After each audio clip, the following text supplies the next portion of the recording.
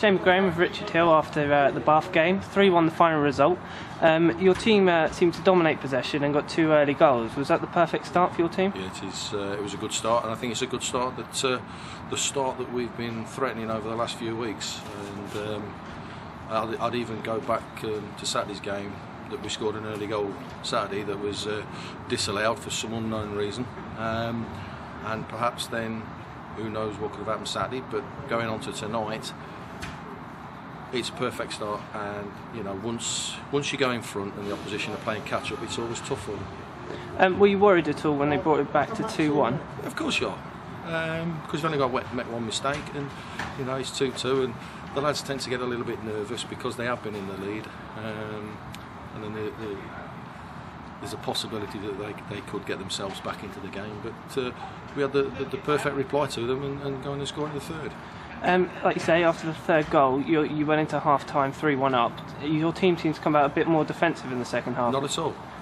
Not at all. That was never the plan. The plan was to go and work hard, play up against the opposition. It's like I've always said, the opposition teams come here to try and beat us.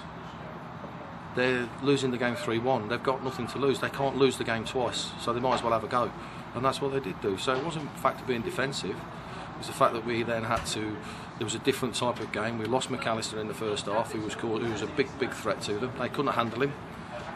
He had to come off. I think he's broke his nose. So again, it was a different type of game that we had to play. And we haven't got the outlet of the big man up front. So it wasn't a case that we come out more defensive, not at all. It's the fact that, don't forget, Bath City actually played better second half than they did first half. That result puts your team into 7th, 1 point of the playoffs with a game in hand. Does that give your team a lot of confidence? I really don't know. I've not looked at it. I've not. You know, we are now just 15 minutes after the game. We need to just keep winning as many football matches as we can.